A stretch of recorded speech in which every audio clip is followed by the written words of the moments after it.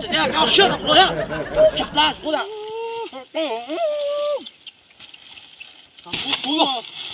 哎，就抓紧了你哎。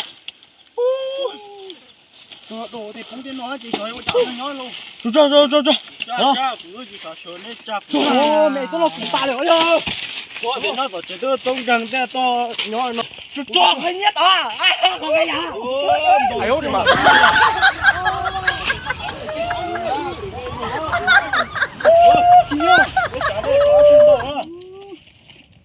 Thôi. Ôi, bông cái gì? Cú có bổng ấy. Có bông nào? Có bổng ấy, kinh nhân động rồi à. Ủa chè dùng chung luôn. Nó nô là béo. Ủa chép lá rồi thì anh ấy khởi tôi cũng nó tê con lủng tê mấy con cũng nó. Chú phai à? Con lủng chú phai. Nhưng mà khởi nhá. Phai, nhưng mà khởi nhá. Kinh nhá. Khởi kinh nhân đầu tiên lên. Tộc quá. Khởi tộc của đấy nó ha. Bên này chúng nó cũng nó đấy. Có bổng ơi. Có cái tiền luôn. Chạy nó nói chú mua.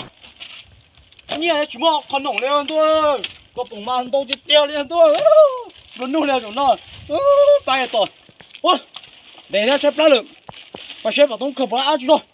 Vô rồi. Mù. Đâu cơ lên rồi. Tại nó tỏ chế nè. Tôi nhớ tên nó chứ tóm đây của vô kia tôi có nhớ tôi nó cũng khờ nữa. Đây khờ tao.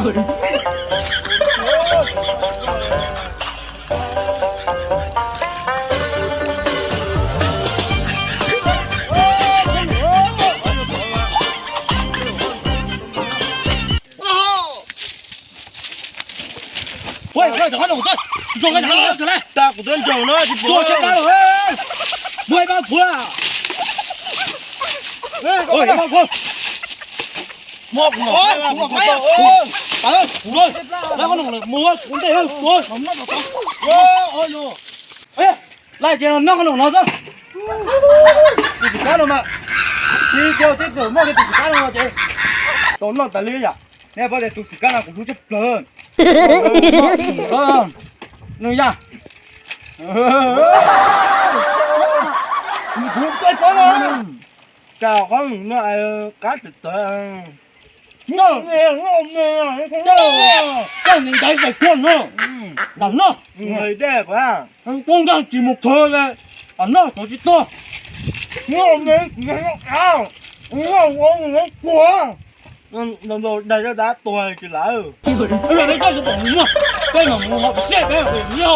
Nhiều. Bay không? Cái bổng nữa. Bay. Qua, bán ra. Bán to. Nếu nào là nếu tiền à. Ô, tên nó phải cái nhất là cho bé là con nàng của chị á. Ở đây mới chỉ có đợi theo. Nó bây giờ chỉ có cái nhân thế đó.